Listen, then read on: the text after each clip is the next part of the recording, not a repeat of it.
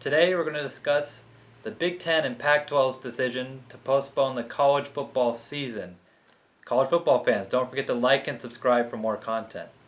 Yesterday, the Big Ten and the Pac-12 both decided to push back the start of the college football season till spring of 2021 at the very earliest.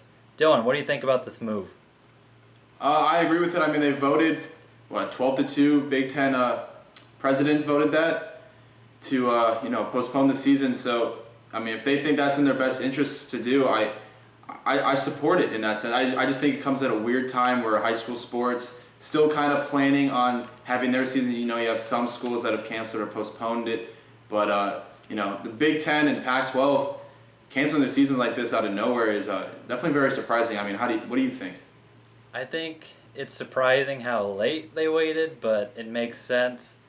They faced three main issues on this whole decision to postpone or whether to not. One was a legal issue. If they did not postpone the season and God forbid a player happened to get seriously injured due to COVID or even perish, presidents don't want to mess with that. That would be a big lawsuit on their hands.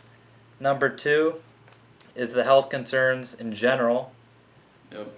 The Pac-12 doctors told coaches and presidents that players could get myocarditis, which is a serious heart issue involving inflammation of the heart.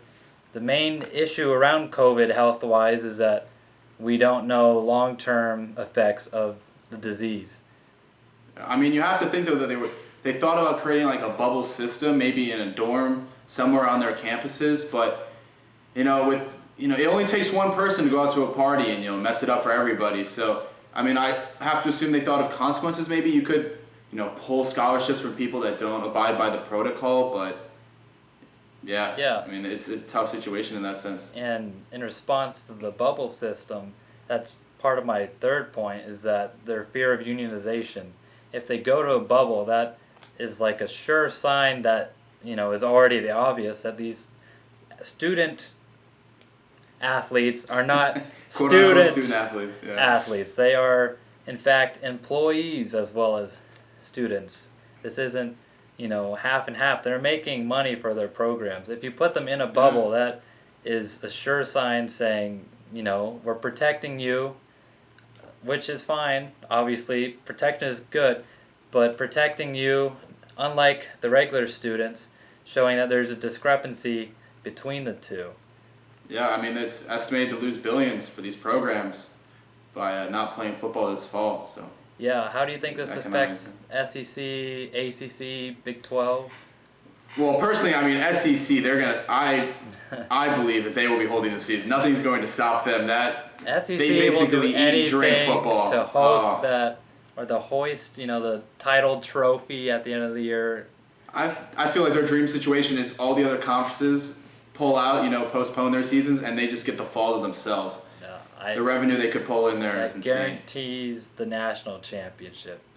Oh. And then there's, rumors, they might just be rumors at this point, that a team like Ohio State or Michigan could join SEC or the Big 12. And, I mean, that would be exciting to watch from a football standpoint. Yeah. That would also be like a very gossipy scenario, like what happens to the Big 10.